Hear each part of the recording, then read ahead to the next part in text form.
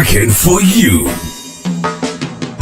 A weekly talk radio program which highlights developments of national interest and the activities of your St. Kitts Nevis government. Join host Roy Williams as he presents news, views, reports, and interviews about everything regarding the activities of the Team Unity government and the building of our communities and the development of St. Kitts Nevis. Tune in and call in to interact with your government and share your views regarding the upward forward development of your community and our beautiful Twin Island Federation. Working for you is weekly, every Wednesday live from 1:30 p.m. to 3 p.m. on ZIZ Radio, Win FM, and Sugar City FM with rebroadcast on participating stations. Working for you.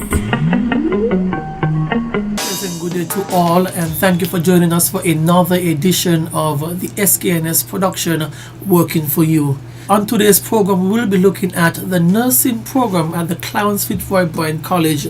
And joining me today are two ladies who can give all the information one needs to know about this program. We are joined by the Dean of the Division of Health Sciences at the CFBC, Dr. Rondalyn Dennis Bradshaw, and a graduate of CFBC BSN program, Miss Michelle Crawford. Ladies, thank you for joining us on today's program. Thank you for having us. Good afternoon, and thank you, Mr. Johnson, and the staff of the St. Kitts and Nevis Information Services for the opportunity today to represent the Clarence Fitzroy Bryan College, in particular the Health Science Division.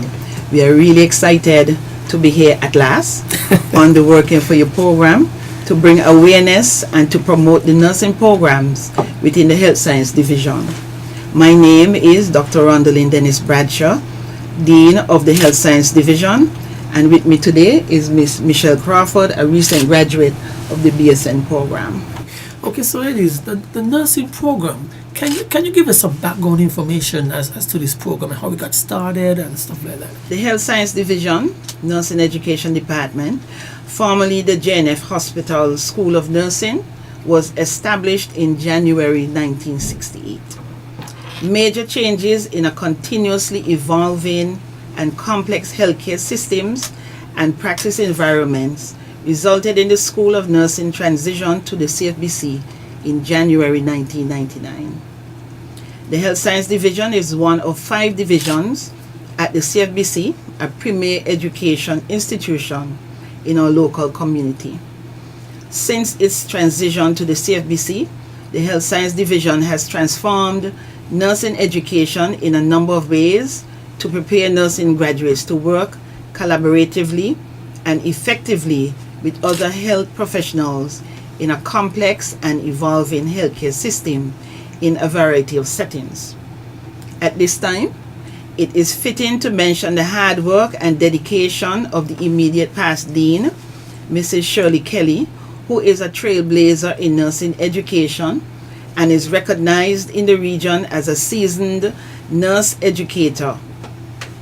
Through her hard work and dedication in the nursing education in St. Kitts and Nevis, the Health Science Division was able to acquire a state-of-the-art clinical simulation lab, which is equipped with high-fidelity simulators, and the simulation lab is the envy of the OECS and beyond. This simulation lab provides a safe, risk-free environment for students to develop and build their competence and confidence in clinical nursing practice. I would also want to say a heartfelt thank you for the hard work of my past nursing tutors, Sister Maureen Dickinson, Sister Evelyn Smitten, and Sister Sherry Doe Morris, for their legacy left for us as nurse educators to continue to provide the best education for our nursing students. Okay, great. Now this nursing program, what are some of the course of studies, the programs offered under this program? Right. So within the Health Sciences Division, we currently offer 3 main nursing programs, one of which is a full-time franchised University of the West Indies, Clarence Fitzroy Bryan College 4 years Bachelor of Science in Nursing degree program. This program actually started in August 2014. The BSN degree is the entry requirement to practice professional nursing. In other words, If an individual wants to practice nursing, that individual must have a bachelor's degree to practice. A very important point to remember is that nursing education received here in St. Kitts and Nevis is par excellence, especially since this opportunity is provided in partnership with the University of the West Indies. And this year, as the University of the West Indies celebrates its 70th anniversary, the institution was ranked in the top 5% of universities worldwide in September 2018. And this is quite remarkable, and it is also quite an achievement for the University of the West Indies, and especially we here in the Caribbean, because the majority of professionals in St. Kitts and Nevis were educated at this highly recognized institution. I am also an alumni of the University of the West Indies.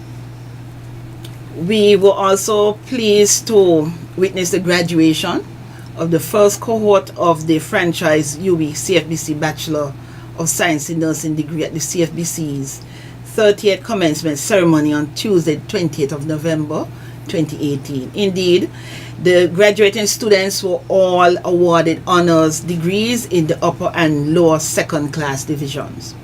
One of the graduates is here with us in the studio, Miss Crawford, who attained first place in the program with a second class honors upper division. Congratulations. And this is quite an achievement for the division, and indeed very commendable. I'm going to, yes, we do have other programs. We have the 15-month post-basic midwifery program. We also have the 18 months enrolled nursing assistant program.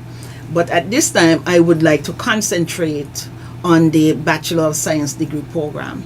Okay, great. So I would start off by stating the qualifications for the BSN program. The individual who applies must be at least 17 years old at start of the academic year of entry. The individual now can directly apply out of high school or the college. They must have a minimum of five passes in the CXC or GCE subjects, including English language or communication studies, mathematics, biology or human and social biology, and 2 other academic subjects. Alternatively, they can also hold at least 2 2-unit Caribbean Advanced Proficiency Examination or CAPE subjects, or 2 General Certificate and Education GCE Advanced Level subjects, or approved equivalent. 1 from pure or applied mathematics, physics, chemistry, or biology, and 1 from any other area. Of course, it is good to note that the applicants are hereby advised that no more than 2 CXC or CSEC subjects with a grade 3 pass, or 2 GCE ordinary level subjects with a grade C pass would be accepted or counted towards matriculation and entry into the program. The graduating requirements for the program: the student must satisfactorily complete all prescribed coursework and be successful in all examinations comprising the program. The candidates are awarded with first class honors, having attained a degree at least 3.6 for the GPA. The second class honors upper division must have attained a degree GPA of 3 or up to 3.59. With the second class lower division, the individual must have attained a degree of a GPA of 2.5 to 2.99. A pass, the individual would have attained a degree GPA of 2 to 2.49.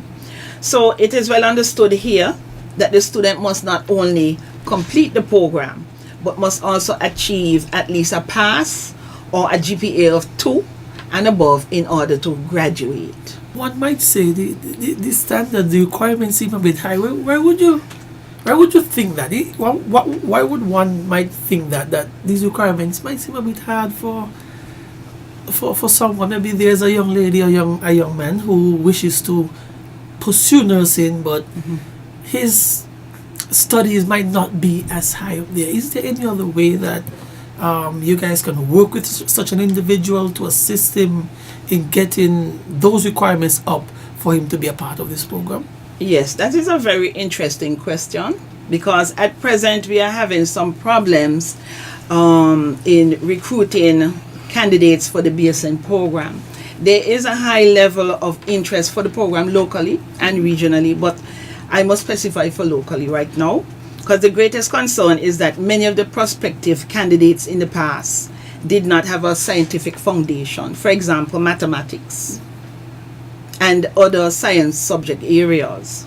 And in order to matriculate for the program, mathematics is a must. Because remember that nurses deal with person's life, we deal with person's health, and so at times you find that if a person is prescribed medication, the calculations for the drug administration must be precise, right? And additionally, some prospective students have the required subjects, but not at the required levels. So the Nursing Council of Jamaica has, for the time being, relaxed the CAPE requirements for our students at this time as a strategy to assist in the increase of enrollment. So yes, we are accepting applications from students who have completed high school as well as those who have completed the CAPE subjects. By next year, for the new academic year, 2019-2020, the division is hoping to roll out a new program, the pre-nursing program, which is designed for high school or college students who have deficiencies, whether it's in mathematics or a science subject, and who have not met the matriculation criteria for the Bachelor of Nursing degree. Now, the pre-nursing program also seeks to improve the educational services provided at the CFBC by reducing the disparities in access to higher education. So just what you said just now, some persons may aspire to be a nurse, but then there is some deficiency in those subject areas. Of course, we have to nurture the interest, keep them interested, and once they have the interest, we have to find another way to get them to achieve their dreams. I'm glad you mentioned the interest. Is that interest there among our local population to pursue? I know we have one of our graduates here. Is the interest there among our people to pursue such an honorable profession? Of course, the interest is there, and this is why, because in our past applicants we found where the deficiencies were, and that is the genesis for the pre-nursing program. Because there is an interest, and we want to maintain the interest, because right now there's a need to increase the nursing population that we have in St. Kitts, and this would also act as a pipeline to assist in the enrollment in the BSN program. Okay. So while we talk about the BSN program, we have a graduate here, an honor student. Can you, for those listening out there, those high school students, prospective students, what is it like to go through this program at the CFBC? Well, throughout the 4-year program for between 2014 and 2018, I'm hoping that I can speak for my entire cohort and say that the experience was quite tedious, as there was many growing pains, so we had many tears and joyous moments throughout our 4 years while establishing the foundation for the BSN in nursing degree program. I would say that everyone should try and be a nurse, as it's a profession, a noble profession. We always use that word throughout the 4 years, and it helps you with your communication skills, be it verbally or orally. And as Dr. Batcher said, there is a new program that is coming on stream that will be able to help with the deficiencies if there is any, including myself. While thinking about being a nurse, I realized looking on their website that there were certain areas that I was lacking in, and I did the adult and continuing education program to prepare myself with the CAPE studies. On a bit of the personal side, what drove you to this profession, if I may ask? So, of course you can. I would say everyone would always ask that question, why I chose nursing, and I wanted to do something in my career that was challenging and interesting and allowed me to make a difference in person's daily basis. And in the nursing profession, you deal with many aspects of a patient care. And I enjoy the variety in the routine. Great. I think there's a perception out there that nursing is a female profession. I'm not sure if your class was all females or They were. It was? Okay. So, is that so? What's your thought of this perception that nursing is just for females? It's a stigma. Both of you can answer. But it's not, actually. There are many need for male nurses in our profession, and I am encouraged right now to see that we actually have a male student in our program. And I believe many years before we always had male students. It was quite sad that my program did not have such individuals. Anything you like to add? Yes, as a division, we also have to improve on our recruitment strategies to attract more male students into the nursing program. I would also like to strongly encourage males to apply to the BSN program. We know that there's a stigma that males cannot do nursing. They can't be nurses, but that's just a stigma. Right now, we have one male nurse student, and there have been in the past others, according to Ms. Crawford. I do agree that right now nursing is predominantly female, but despite the stigma, we must encourage our males to have a progressive attitude about gender roles, because universally more men are entering the nursing profession. For instance, in Jamaica last year, a male student was awarded Student Nurse of the Year. So nursing is a service to mankind. The idea that men can provide care in the way that women can is part of that broad cultural narrative and misunderstanding that what nursing is about. We need to talk with young people about caring as a gender neutral idea, but also as something that's rooted in skills and expertise. You mentioned earlier a bit about the standard and the quality of the education being offered here. Mm-hmm. Can the nursing education offered at the CFBC, can this stand up against the nursing education being offered anywhere else in the region, anywhere else in the world? Of course it can. As I said before, the UE was ranked in the top 5% of worldwide universities. The BSN program is in collaboration with the University of the West Indies.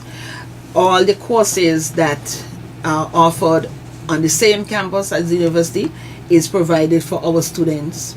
If you look at the international curriculum, you would see that they have the same courses. They may have a different name. For instance, pathophysiology, anatomy and physiology, health assessment, research, concepts applied to nursing, health promotion.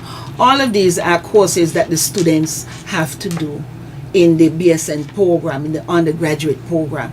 Of course, we can stand up to the test with the other jurisdictions internationally, because we are under the umbrella of the University of the West Indies. So our education is guaranteed to have access into other institutions, because if Ms. Crawford, for instance, who has completed the BSN program and wants to pursue a master's degree in say, nursing education, then she already has that key.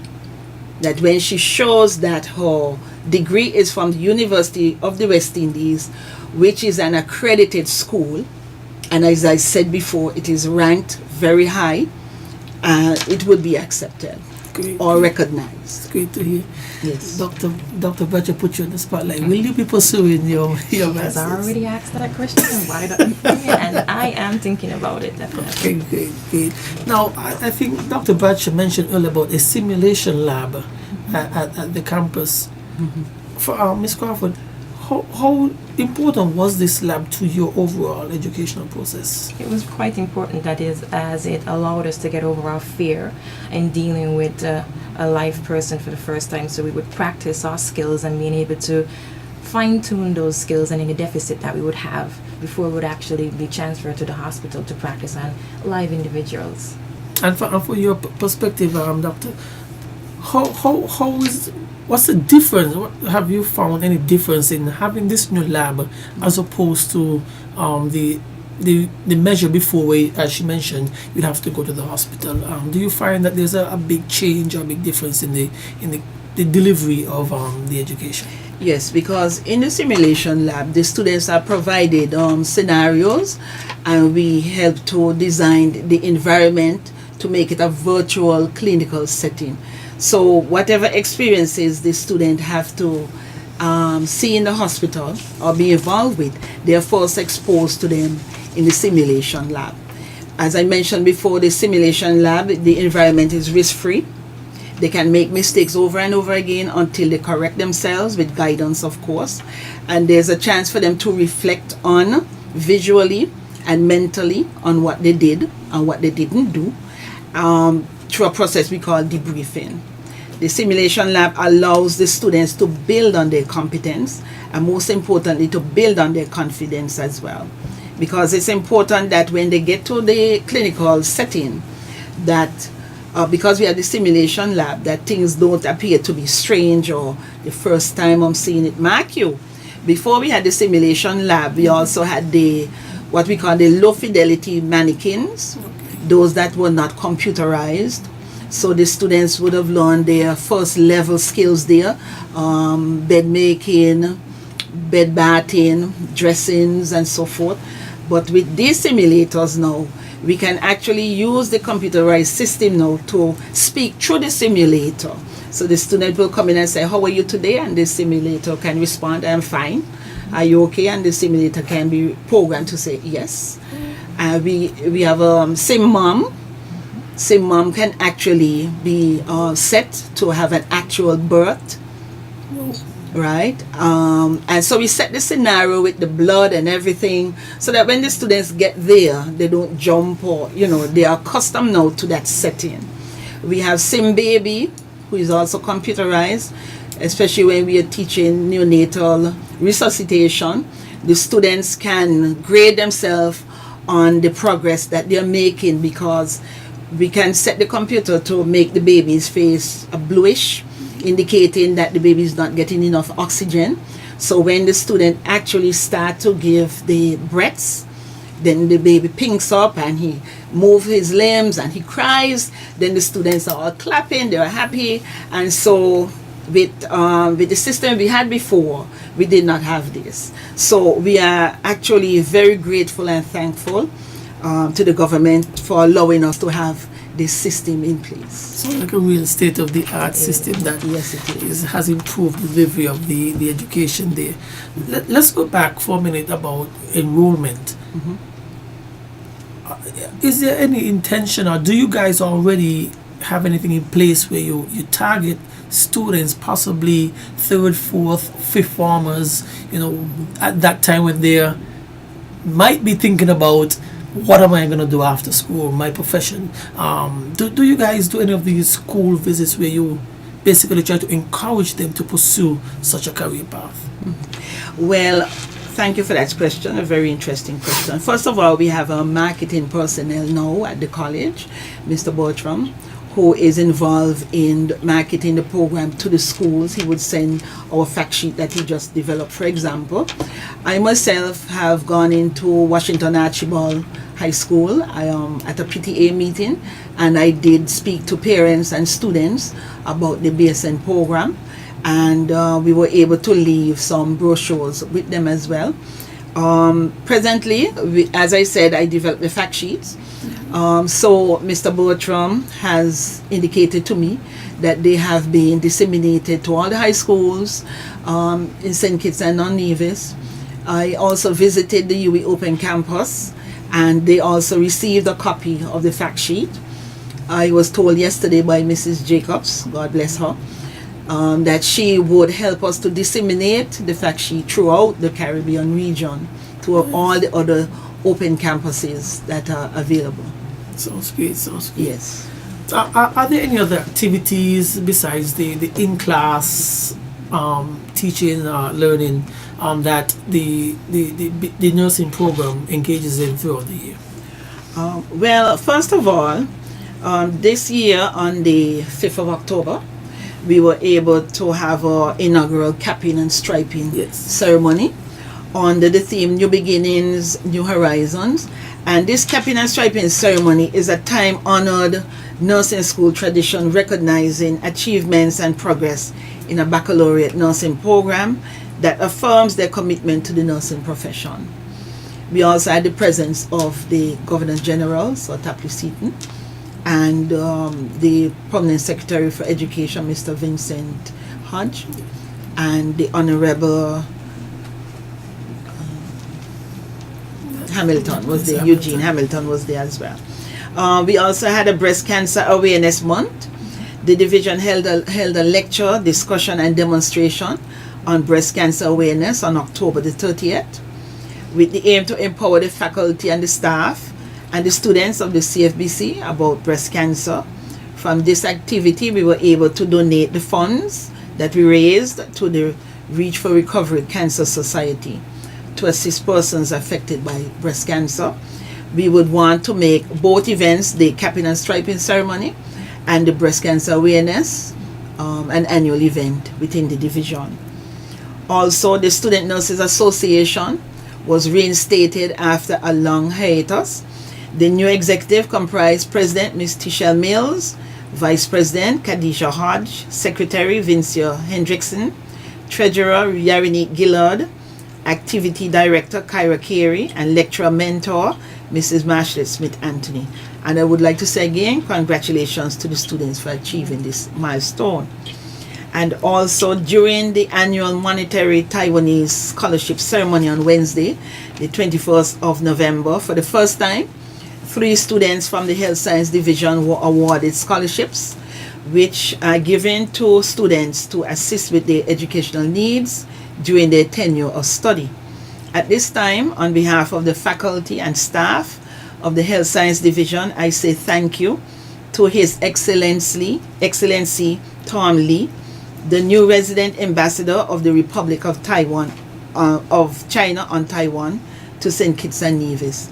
Scholarship awardees were Ms. Kyra Carey, Ms. Cunice Brown, and Mr. Nikolai Brown, all Year 1 students in the BSN program. Let's go back to the capping and striping ceremony for a minute. What's the purpose of such a ceremony? What's the significance of such a ceremony? Okay, as I said before, at this ceremony we recognize the achievements and the progress of the students in the baccalaureate nursing program. Just wanted to make sure. All right, so we spoke of some of the academic requirements. Are there any other requirements, more moral, ethical requirements that one should have when thinking about pursuing such a career in nursing? Okay, for instance, nursing is built on a discipline of professionalism. Persons have to have the required attributes, but sometimes you find individuals come into the program and they don't have the required attributes that we are looking for. So what we can do with them, we can work along with them. The college also has a counselor that can help to work along with them, because of course we have dress codes. We have dress codes that are very strict, because nurses are recognized to be well dressed, from their cap to their shoe. Their clothes, if you look at the nurses, the staff nurses, their clothes are nice and white. Our students have a problem whereby we would say, your hair cannot be touching your collar. Your dress hem must be at least 3 inches below your knee to accommodate the fact that you have to bend and move about and stretch to do things for the patient. We expect persons to be able to communicate and to interact respectfully with the community in which we serve. We would expect them to have a clean police record, right? I know some persons actually say that our students are unruly, but we also have to recognize the fact that persons come into the program because they're desirous to be nurses, and so we would have to work on their soft skills when they come into the program. It is difficult for them to conform to those rules and regulations, but we have to apply them because nursing is a profession and we are recognized because we are professionals. And so we work hard with them And of course, we have a little rebellion sometimes, but we are persistent. And at the end of the day, once you maintain that discipline, and we ourselves as educators must be exemplars of what we are trying to have the students conform to. And so at the end of the day, the students do come and say, thank you. If you didn't correct me, I wouldn't be in this position. And so because we want them to do the expectations of the profession, and that is why we want persons to come in with a certain level of characteristics. Good.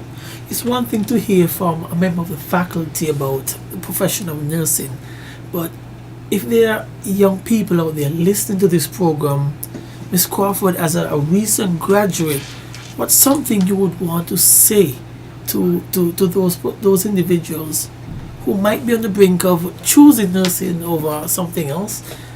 What's something that you would like to say to them that would help them make that decision to pursue a career, and that it is actually a rewarding career? Okay. Well, for one, that nursing is a long-term career perspective, and there's always will be a need for nursing, no matter what the economy state is, as people will always need nurses when they fall sick. Thus, this creates a fulfilling career experience for them.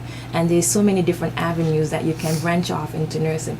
As Dr. Batcher just said, there is a nurse educator, which I am thinking about, and that you can become a teacher as well, a lecturer. Great. Sounds good. Okay, let me just remind everyone out there that you are listening to Working for You, and you are welcome to join the program, join the discussion by calling 465-2555, or for the international or overseas viewers and listeners, you can call 718-577-2916.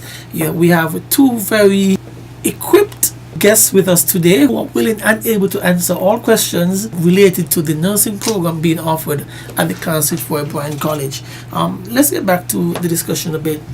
The nursing profession, nurses, do you think that they receive the respect that they obviously deserve from in the day-to-day operations from some of the patients and the general public? Do you think it receives the respect that it should? Some levels, I do believe that we do get the respect because of our profession. But sometimes some persons, based on their treatment, as they would say, they don't feel as if they were respected.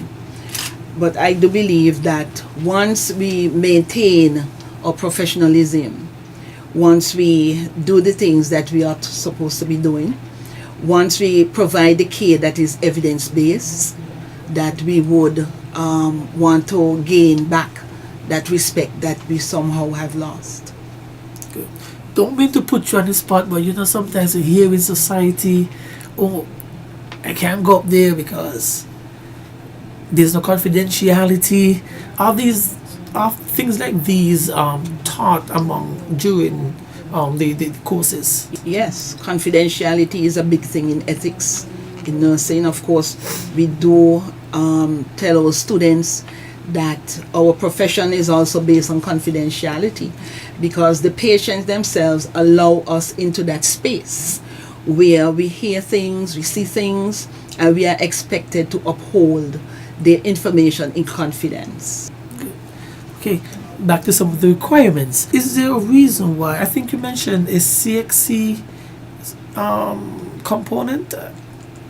Yes, for the examination. For the examination. Is there a reason why this route is necessary? Okay, so you're speaking about the regional examination for nurse registration.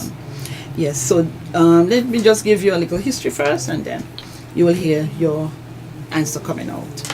So during the 1970s, several initiatives were implemented to improve the standard and quality of nursing education within the CARICOM countries.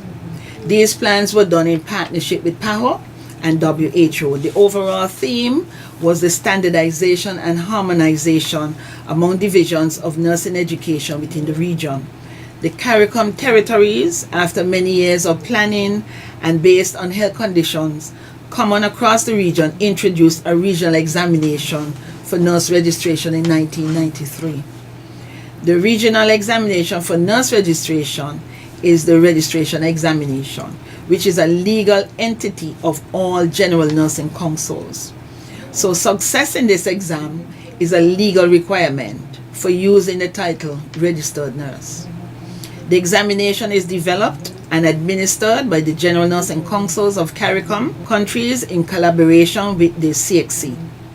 The first RENR exam under this entity was first implemented in 2014. The purpose is to test the competencies of the entry-level registered nurse, ensuring fitness to practice and the public safety. Over the years, our students have achieved various pass marks in various levels, but we have not yet achieved a 100% pass rate to date. Notwithstanding, we have evaluated our position and have currently implemented strategies to enhance preparation of candidates for the exams, such as early revisions, tutorials for various subject matters, and additional clinical practice. I already have the support of faculty in the division, and we have started to prepare those students who are in line to write the exam in October 2019.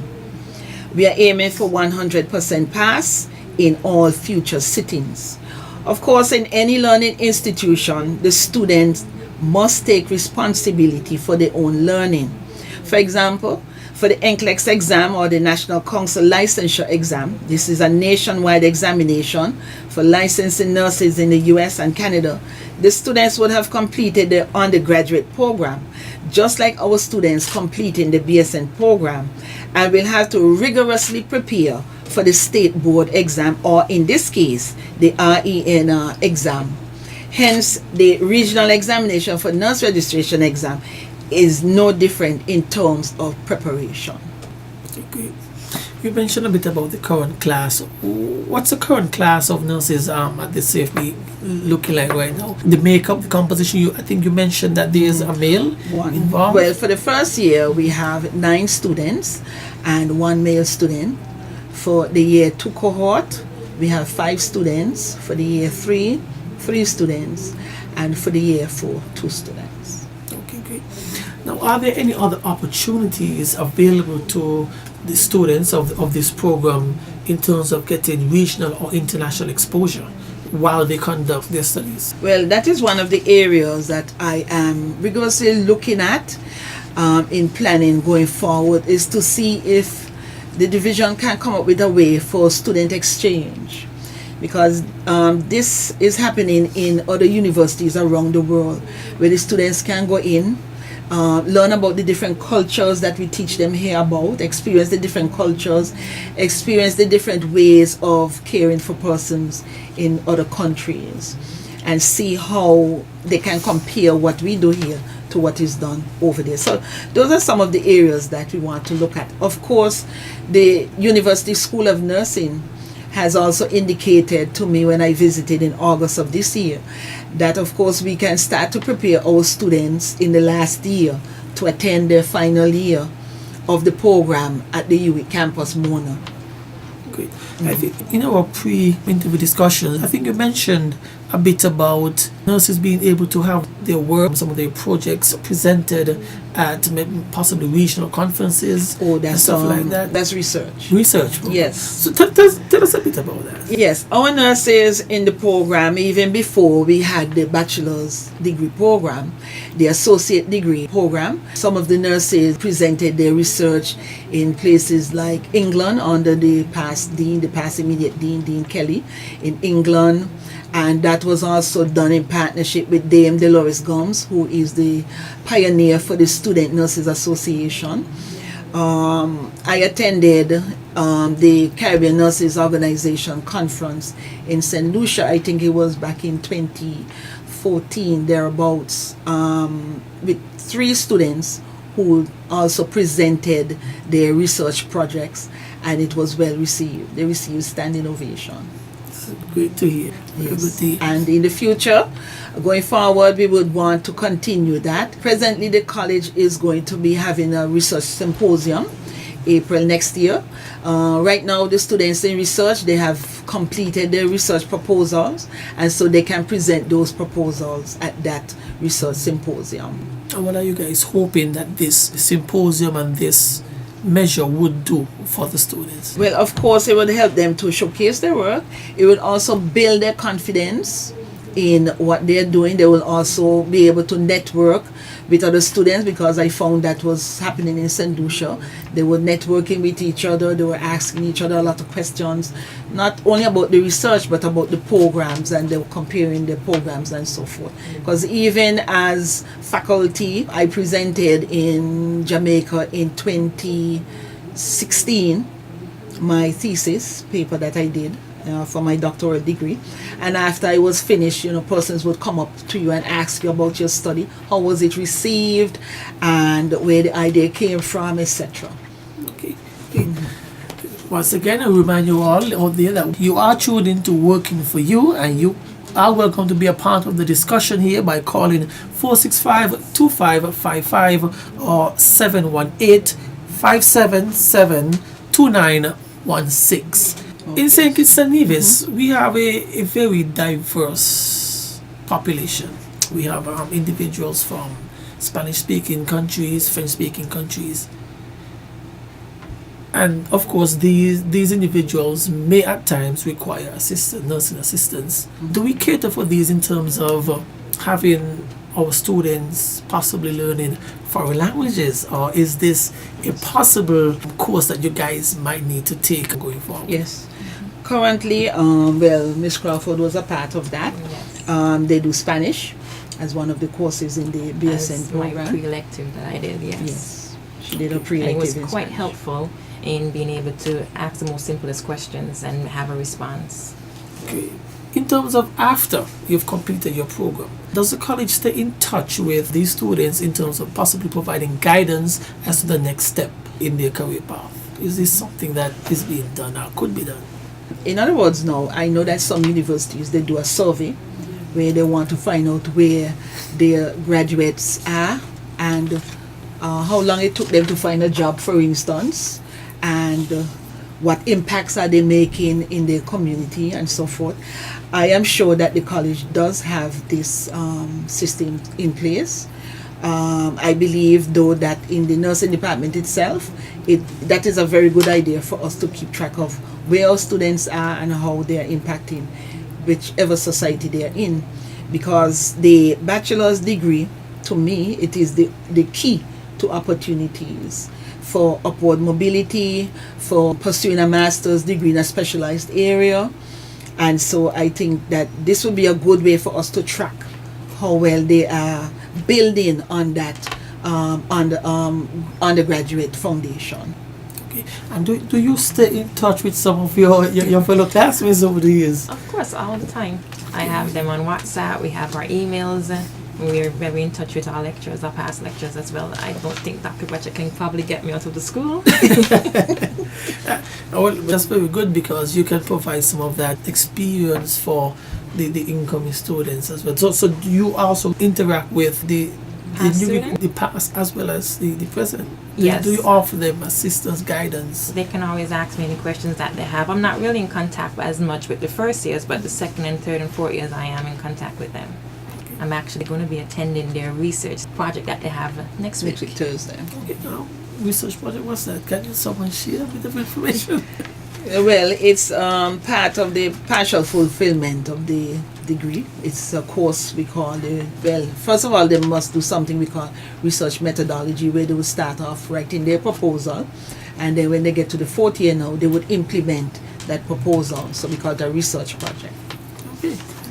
We live and we learn. I didn't know that. Yes, but I just want to speak about the plans for future I'm programs. just about to ask. So along with policy and technological changes, the people who provide healthcare should also be prepared to meet the growing demands of healthcare needs.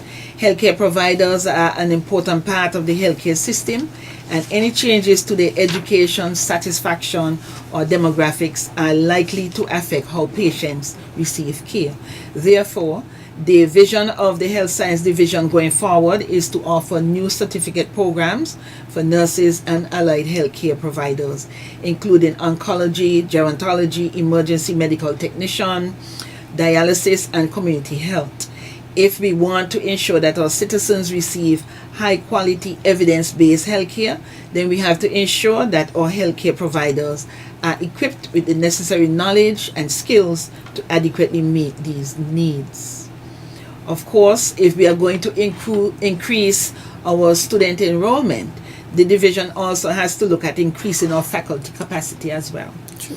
So we do have a problem. We recognize that we have a problem in St. Kitts and Nevis, whereby a lot of nurses are not focusing on nursing education as a career path, and this is critical.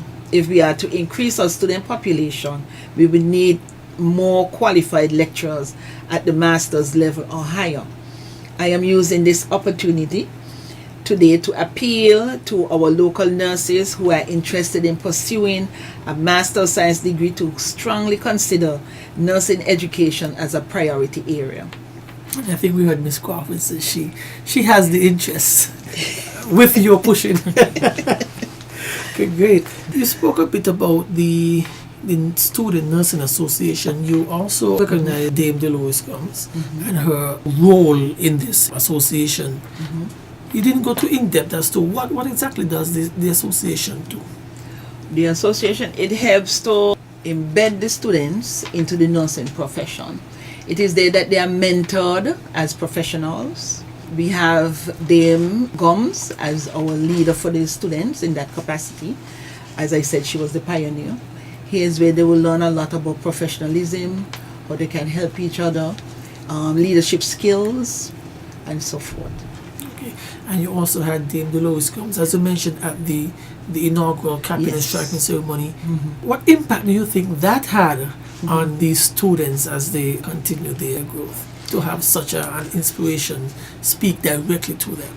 I believe it had a positive impact on the students because it really helped them to see that nursing is a noble profession, and that going through the processes of being capped and striped and having the candlelight service and being able to recite the nursing pledge, it pushes them into the reality that I am going to be a nurse, and so I believe that here is where they had that awakening. Okay, so we've said quite a lot about what's going on at the CFBC in terms of nursing. And can you just remind them, the viewers, some who may just be tuning in, about very briefly about some of the requirements, the main requirements one may need to start this process of being enrolled and being a part of the nursing program? The candidate has to be at least 17 years old at the start of the new academic year. They can apply directly out of high school or the college. They must have a minimum of 5 passes in CSEC or GCE subjects, including English language or communication studies, mathematics, biology, or human and social biology, and 2 other academic subjects. Alternatively, they can hold at least 2 Unit Caribbean Advanced Proficiency Examination or CAPE subjects, or 2 General Certificate of Education Advanced Level subjects or approved equivalent, 1 from pure or applied mathematics, physics, chemistry, or biology, and 1 from any other subject area. Note well that the applicants are hereby advised that no more than 2 CXC or CSEC subjects with a grade 3 pass or 2 GCE ordinary level subjects with a grade C pass would be accepted or counted towards matriculation and entry into the program. I would like to add here too, because in the past we have experienced students who applied online and for some reason they were lost in the cracks. So the application process now for the BSN program is open for the new academic year 2019-2020. Prospective students should apply online directly to the UE. Information is also available on the CFBC website about the program. Once they go into the system, they must select St. Kitts as their campus site. All supporting documents must be submitted to the admissions office, CFBC, to complete the online application process. You can also get assistance at the UWI Open Campus for the online process as well.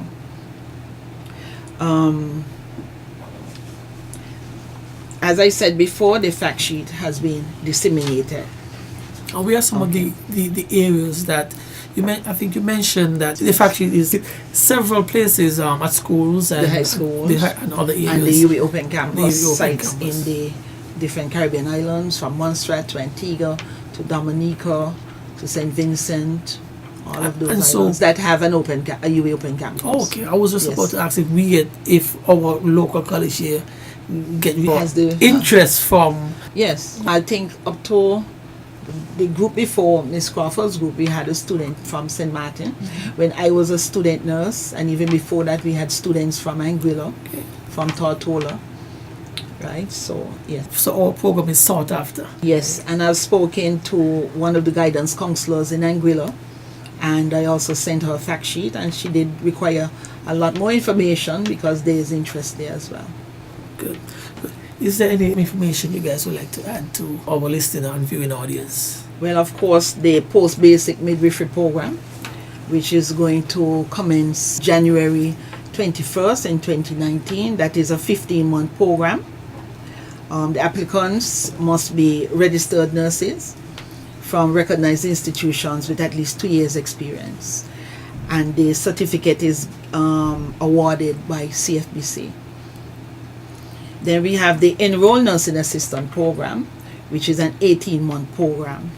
And to be eligible for admission to this program, the person must be at least 16 years at the time of admission to the program, have obtained CXC level, general level or ordinary level or proof equivalent in at least 3 subjects, to include English language, mathematics, and a science subject. And the CFBC would award the certificate at the completion of the program. Because this is a learning program, an informative program, I'm going to ask a question. When one go to the hospital, one would see different nurses in different uniforms. Sometimes I get confused. I honestly don't know the reason for such different uniforms. Can you enlighten me just a bit? Okay, so we have the director of institutional nursing, that is the matron, and the assistant matron. They do not wear a belt. They wear all white from their cap to the shoe. They do not wear a belt because of their position. Then you have the nurse managers and the assistant nurse managers. They wear all white. The assistant managers, they wear a blue belt, and the nurse managers a brown belt. The staff nurses all white and a red belt. Now, students who were successful in the regional examination, they would wear the blue stripe student uniform with a red belt. Those students who are doing midwifery will wear the same blue and white stripe with a white belt. The nursing assistants, they wear blue. Thank you for clarifying that for me. Okay, before we conclude, I will give you guys both the opportunity to once again appeal to our young people or anyone else who out there is interested in pursuing such a career. Why should they get involved with this, and how can they get involved with this? Okay, I would like to say that at this point in time, we need an influx of nurses, and I would like to appeal to the young persons who are listening that once you have the 5 courses that I mentioned, the 5 subjects that I mentioned, and even if you don't have them, the pre-nursing program would accommodate you as you continue to prepare for the program. Nursing is a noble profession. Oftentimes we hear persons are saying, well, people don't say thank you, but we do not do it for thank you. The fact that we can lie on our pillow at nights and say and feel good that we helped others is a good feeling. It's a satisfying feeling. The nursing profession, of course, as Ms. Crawford well said before time, we used to think that nurses would have to stay at the bedside at all times.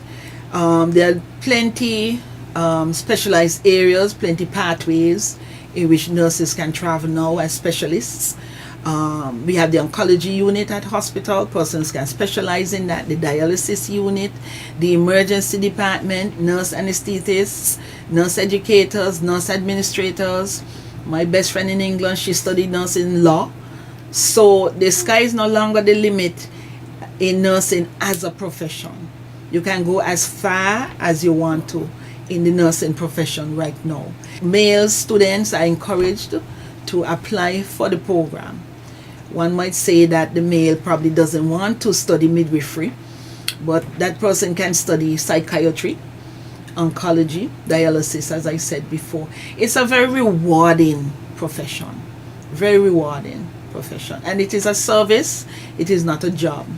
It is a service to mankind. I would want to record my sincere thanks and appreciation to the chairman and the other members of the CFBC Board of Governors, the acting president, Mrs. Jackie Williams, the Office of the Registrar, Directors of Human Resource, Employee and Program Development, Institutional Development, Student Services, Library Services, the CFBC Counselor, Deans, staff and faculty for their kind assistance and support since my appointment as the new Dean for the Health Science Division. And in the same vein, the senior administrators at the UE Open Campus, namely Mrs. Jacobs and Mrs. Owen, for their strong support and partnership for the BSN program. A special thank you to the faculty and staff at the Health Science Division for their commitment, dedication, and support of the vision going forward. I want to also say a heartfelt thank you to Mr. Vincent Hodge, Permanent Secretary in the Ministry of Education, for taking time out of his busy schedule to visit the faculty, staff, and students last week, Friday. It was truly a wonderful experience. I cannot end without saying thanks for the unwavering support of my dear husband, Levi Bradshaw, my sons, Kyle and Brandon, my parents, Augustine and Blanche Dennis Dane Tortola, and of course my sisters who may be listening, Jacinta and Sharon. Thank you. Great. Is there anything you would like to add to that? Well, I like to tell the listening public, if they have a compassionate nature and that they would like to serve their country within the health service as a nurse, I'll tell them to go online and apply to the university to become a nurse. It's a noble profession and they'll never be sorry that they've chosen this pathway. And on that note, I would like to thank both of you, Dr. Randalyn Dennis Bradshaw and Ms. Michelle Crawford, for taking the time out to join us here on Working For You and share all the information and knowledge with our listening and viewing audience. Thank you once again, ladies. And that's how we end this episode of Working For You. I was your host, Kyloni Johnson. Enjoy the rest of your day.